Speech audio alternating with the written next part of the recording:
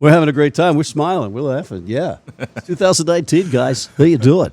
Coming up next on Rugby Wrap-Up, Major League Rugby Talk with Rugby United New York stars John Quill and Derek Lipscomb. Rugby Wrap-Up brought to you in part by Irish Rugby Tours, The Balanced Palate, Nutrition for Peak Performance, AFIA Sports Training Group, and the Pig and Whistle on West 36th Street.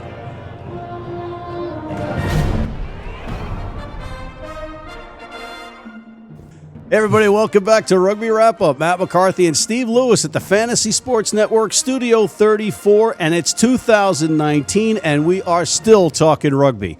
To my left, Mr. John Quill. To my right, Mr. Steve Lewis, and Mr. Derek Lipscomb. Happy New Year, everybody. Gentlemen, before we get started, I want to give a brief bio for you two. Everybody knows the Champagne Socialist that is Steve Lewis by rote at this point, so let's get right to you first, my friend. First question for you, though. Do you know what 435 means? 435, no. Okay. Anybody want to take a... Eagle number 435? Exactly. Steve's done his homework. John, you are... come on, you're off to a bad start. Anyway, you're an Irishman. You're from Youghal? Yep. Right? Yep. Spelled Youghal. Yeah, correct. Yeah. Right. But where are y'all from? Right? Kind of... Yeah. You got that southern yeah, thing it's close enough, yeah. Your mom was American? Yeah, born and raised in Staten Island, New York. You could hear it. Yeah, the twang, yeah. I've been getting a bit of that, all right, from the Irish boys since moving here already. But, yeah, Staten Island, New York is where she was born and raised, and met my dad in New York 35 to 40 years ago now, yeah. Wow. Mm-hmm. Wow. And then he talked her into moving over to Ireland. Yeah, sweet talking Irishman, dragged her home, yeah. All right. You made your Eagles debut, if I'm not mistaken, 2012 against Russia? Correct, yeah, November 2012, yep. So you've been an Eagle for quite a bit of time. For a minute, yeah. Traipsing around, yep. Yeah, and then you were with the Sacramento Express in the first iteration of professional rugby here in the United States, Pro Rugby USA. Yep. Then you went to Glendale Raptors. Yep, last couple of years. You lost in the final last year. Sure did, yeah. Lost us a lot of money here in this booth. But you're still on the Eagle radar. Yeah. And we'll get back to your most memorable match. And I'm going to give you three choices, but you think about that in the meantime. Got Mr. Smarty Pants over there. Steve, you know him very well from 7s and 15s at Old Blue, one of the rugby clubs here in the United States. I don't know if I've heard about them, but the oldest and the bluest. You're a Columbia guy, yeah. Columbia football. Yeah. You were the captain of the Columbia football team. No, rugby. Oh, a Columbia rugby team where you organized 40 lawyers and doctors under a common goal. Oh, you know. Common quest. Brought them together. Yeah. A few mathematicians, engineers in there as well. How many people just disagree with you all the time when you try to bring up something? I mean, you got to play the 30-30 rule. Yeah. 30-30-30. Yeah. So yeah. At least 30 are going to be on board. 30 might be in the midway, and then you can count on 30 just not getting with the program. Steve, you'd do a better service doing his bio. Why don't you tell me a little bit about Derek? Derek, sure. So obviously we know each other pretty well. I've coached him at Old Blue and at Northeast Academy, actually a little bit at Columbia. And actually, having said that, I just want to say this guy here is probably one of the most, in my opinion, most underrated sevens players in the country over the last 6 years. And there's a lot of players not as good as you who got caps. So just personally, I rate you. I appreciate it. The second thing about Derek is like he's the only player when I know I'm coaching and we're going for a night out afterwards that he's going to be better dressed than me. So once again, he's pulled it off. Yeah, he's looking good right now. Straight out of Harlem. Exactly. Once again, regards to you and your tailor. Can I get his number finally? But no, so Derek's been a mainstay of club rugby and rep rugby in this part of the world, and both 15s and 7s. So obviously he's a fixture in the New York club scene. So it's great to see him getting an opportunity in the professional ranks, and so obviously we'll be able to talk to that. But that's who he is. He's a Bengals fan. I don't know whether that's good Cincinnati, or bad. Right? You're from Cincinnati? Yep, from Cincinnati, Ohio. Cincinnati and Youghal, they're basically the same thing. I mean, we're northern Kentucky at this point. That's what we consider ourselves. Pennsyltucky? Yeah. I said, just going to throw this out there. One more thing about Derek Lipscomb. I could go on for days. We'll have many. My mother's favorite player, right there. Yes. Praise indeed. It's a big one. Well, has she met John Quill yet? No, not yet. So not yet. Okay. Moms usually don't like watching me play. All right. So, Cincinnati and Youghal, same thing. But you guys are now This is the melting pot of rugby, and we are in the city that epitomizes the melting pot with the Statue of Liberty, Ellis Island. You guys are here for Rugby United New York, right? Professional rugby, first season. You guys play some rugby? RUNY coming in, and I heard you guys chanting concrete. I heard you before you were there. It was Roosters. Concrete on 3. 1, 2, 3. Concrete. What's going on with that? So this past Friday we met as a full unit, and we really just want to get an ethos out there, and then just also start naming some characteristics of some of the guys that were coming onto the team. And so in those moments we really just thought about continuity, but at the same time a big characteristic that we wanted those guys to have next to us was trust. But then also when we're thinking about the team as a whole, our ethos was concrete. Michael St. Clair came up with that in his own philosophical way, thinking about how we play on concrete, but at the same time, being able to solidify some of those skills that we've learned on the field, and then coming back to it if there's been a mistake on the field. Just yelling out concrete will get everybody back on the same page. So cheers to him, because all of us were racking our brains, but Michael St. Clair in so many different ways just kind of broke the mold there. Stephen, you look like you want to say something. Yeah, well, Mike Sinclair, the philosopher king from a different planet. But it's an allusion really to Randall's Island. Yeah. Yeah, okay. Yeah. Got it. Yeah, because it's not exactly the softest. It's not of his turf, softest turf to train on, let's put it that way. Indeed. but it makes us harder, right? Makes us harder. And you're a hard man, my friend. You've been around rugby, and I've said this to you a couple of times on camera. You're smiling a lot more now. Yeah. I think it's because probably you can't really excel ever, right, in this business, but No, definitely not. it's here though, professional rugby. Oh, yeah, And it's absolutely. taken you a long way. Yeah, for sure. I mean, to get here. Yeah, but just in general, it brought me all over this country, brought me all over the world. I'm just enjoying it, just kind of using it for what I needed to do. And in the past, I would have probably let the sport use me a little bit in different ways, but just enjoying it. And a bunch of boys around us, as he spoke about there, as Derek spoke about. There's an ethos already where we haven't taken the field for our first game in MLR yet, but there's an ethos there. There's a want to bring something different to the table this year, and kind of solidify what we're about, and that's concrete. That's about being hard. That's about people not wanting to come to this city and play against us. All right, so speaking of concrete, I can segue with a stretch here. Institute of Technology, Cork Institute of Technology. Yeah. Stretch. What did you study? Sports science. Really? Yeah. All right. Just about.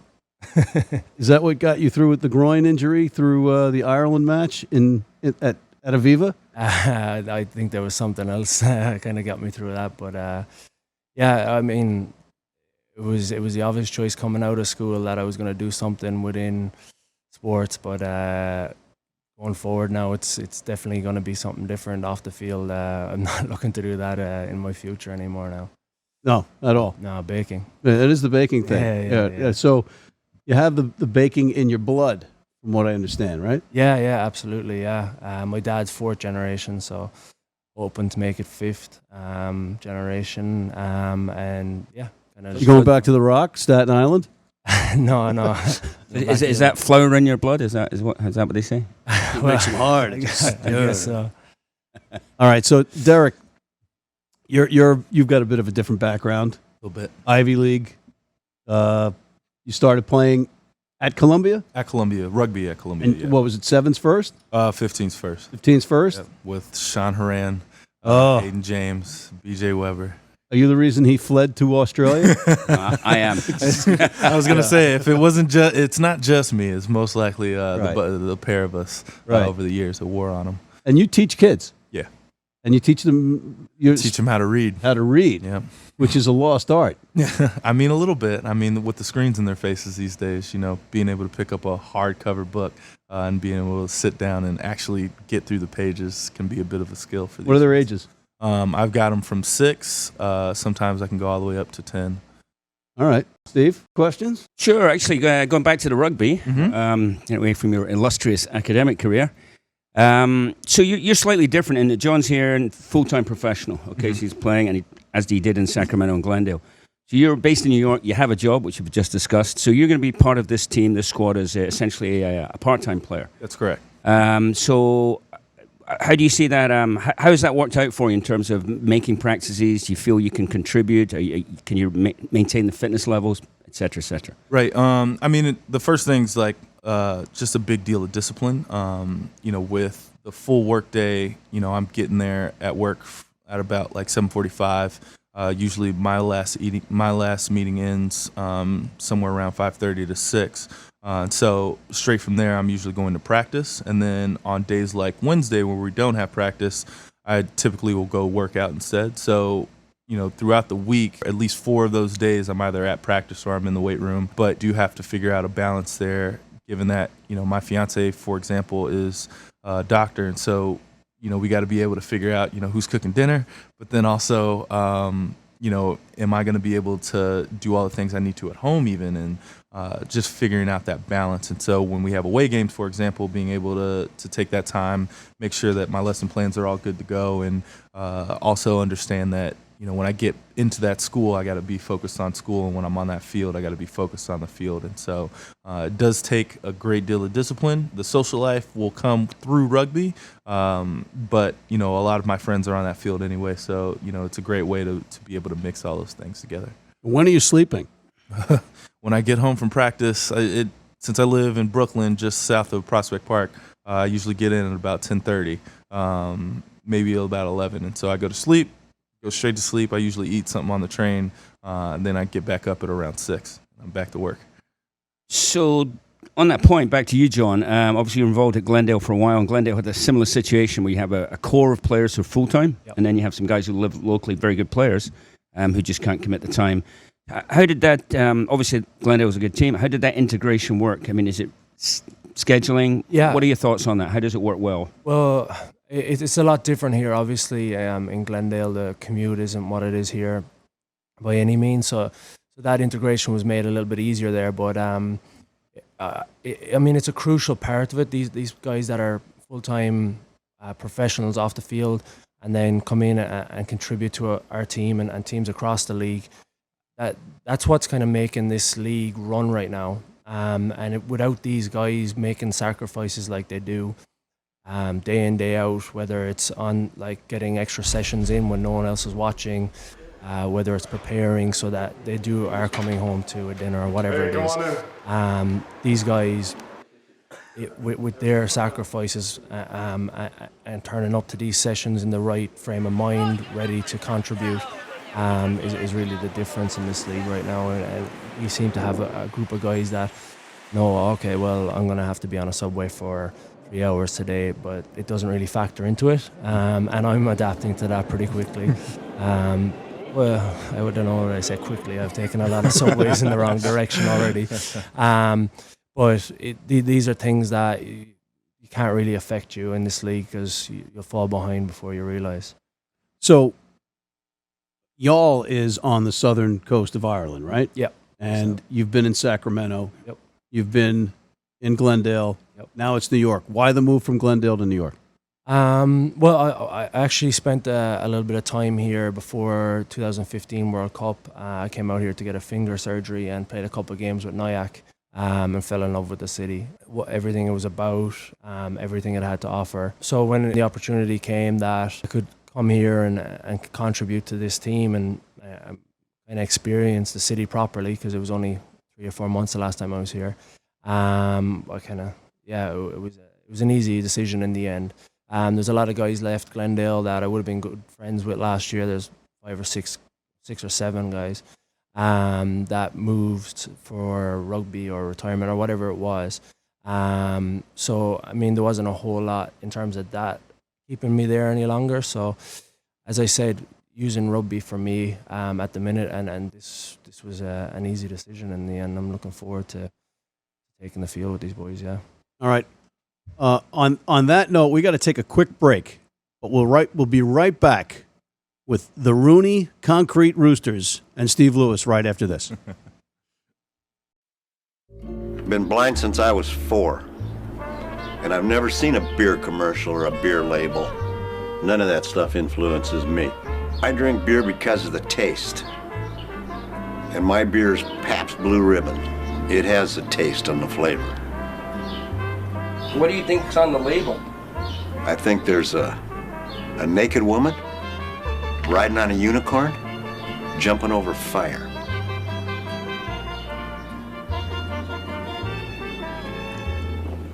Oh, that's good beer. If you're in New York City and want to watch some great rugby, have some great food, and some great times, go to the world's best rugby pub, the Pig and Whistle on West 36th Street. In reference to the Major League Rugby battle between the Toronto Arrows and Rugby United New York in Buffalo, RUNY stars John Quill and Derek Lipscomb answer the age-old question, are you a tuba? You bet your sweet ass I'm a tuba. And we are back. Mr. John Quill, Mr. Steve Lewis, and Mr. Derek Lipscomb. I'm Matt McCarthy. John, we were talking about why you left Glendale or the transition from Glendale. It had nothing to do with you escaping the sun in Sacramento and trying to not get completely singed like you were out there. Yeah, I went through an awful lot of sunscreen that year, but and being bald that year actually didn't help either. But no, that wasn't one of the reasons. It is extremes now. Now you're on Randall's Island in the winter at night. Yeah, it seems to be one extreme to the next with rugby over here, but yeah, I'm enjoying it. All right, Derek, what was the biggest transition from 7s to 15s for you, and going back and forth now? Are you adjusting body weight? Are you?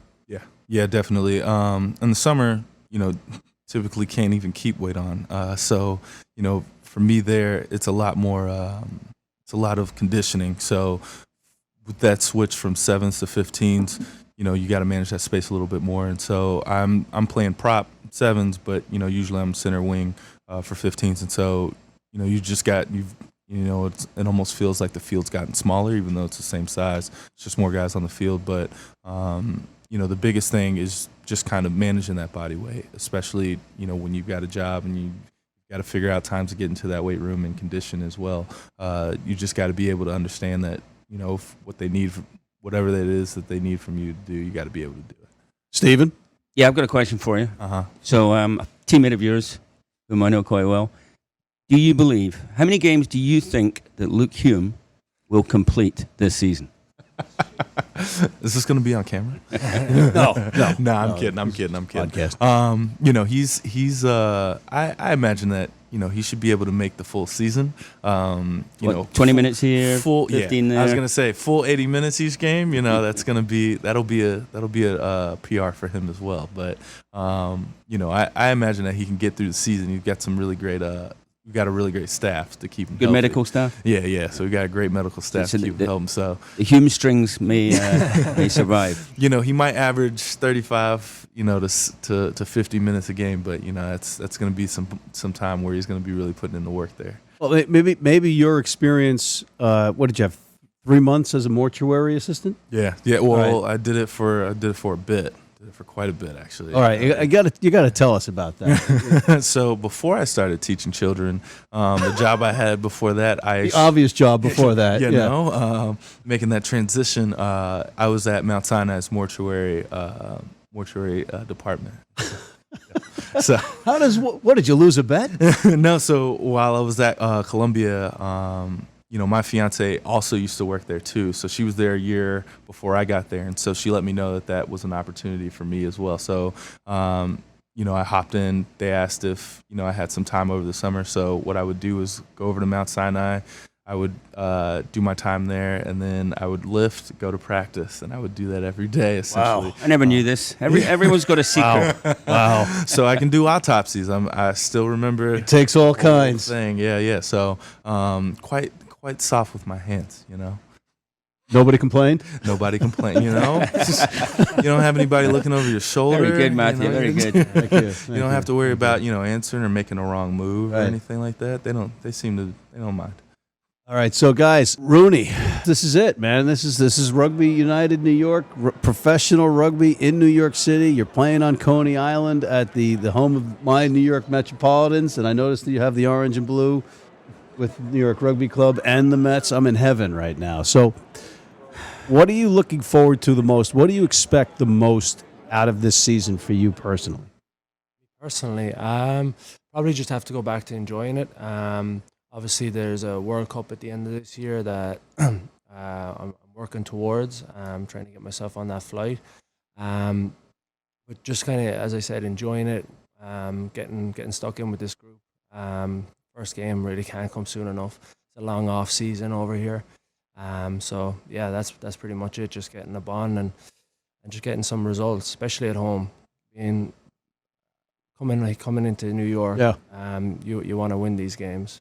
So Do you still have relatives in the area? yeah, a lot. Yeah. All my mom's side, I actually went up. They're all in Connecticut and cool. New Jersey area. So went up last weekend and saw them all. It was a couple of them I hadn't seen in maybe 10 years. Wow. Yeah, it's funny. So we'll get them out to the matches. Absolutely, yeah. There'll be a big crowd for me anyway. Derek, what about you? I was thinking about this, and with RUNY, it's in their first year. It kind of brings me back to with the Northeast Academy, what they were able to accomplish in their first year here too, and it brings me back to having that team with Duran Voda, Jarrett Collinson, Kyle Granby, and all those guys, and we went out to Vegas. Nobody really knows what this team's going to look like, and they got a lot of questions, and the only way to answer them is really just by getting it done on the field. And so we walked away with the championship in that year, and that was the first time that we had really come together like that, and kind of still have that same feeling kind of looking at RUNY as well. It's still a huge group of guys that are still coming together. First time they're really going to be able to play together, and there's a lot of questions surrounding the team, but the only real way you're going to be able to answer them is just by getting it done on the field. And so we've gotten some continuity and some chemistry there already, but it's really just going to start to manifest itself over the season. And so it's plenty of things to look forward to this year, but the best thing is just that it's taking place right here in New York City, surrounded by guys that have really put in work over these past couple of months, and now we get to see that come to fruition. Steve, as a former director of rugby for the first pro rugby iteration, that they're pretty good on paper, it seems, as far as the league is concerned. Yeah, I think New York done a good job of recruiting. Obviously, there was a good base here anyway, right, with Old Blue and New York Athletic Club, so they had that. And the New York Rugby Club. I don't actually know if they're contributing any players, but obviously, it's their, what is it, their 90th? Their 90th this year? Just continue. So there's something going on. But no. So for New York, I mean, this professional rugby has to be in New York, right? It's the biggest media market in the country. There has to be a team here. There has to be a successful team here. So it really is incumbent on you guys to go out and perform. So and I'm quite confident. I said it to Mr. Kennedy the other evening over a couple of refreshments. And I mean, I think you're sort of you got to aim for top 4 this year is the minimum, and I think you got the talent to do it. That's fair. John, before we let you guys go, because I know you're busy and you got to get back to your stuff, most memorable moment for you, was it World Cup, England 2015? Was it beating Scotland in Houston to Steve's chagrin? Or was it playing in Ireland at Aviva Stadium in front of that crowd? Favorite one? That's a tough one. Some good ones in there. Not the second one, clearly. Yeah, the Scottish game was pretty special. He's a Scotsman. Yeah, no, genuinely though, it was a special day. I hope there'll be more of those. The Irish game, not the result we would have wanted going into that game. As big as the challenge was, the result really wasn't where we're at right now as a team. But the experience was pretty special. Considering we were in... It is a game show. You have to pick one. I think I'd have to say the Irish one in the Aviva, regardless of the result. It was still a great man, place, yeah. And Derek, your favorite moment as a rugby player? I think scoring a hat trick at Twickenham. In the sevens. In sevens, yeah. World Club Sevens. Yeah.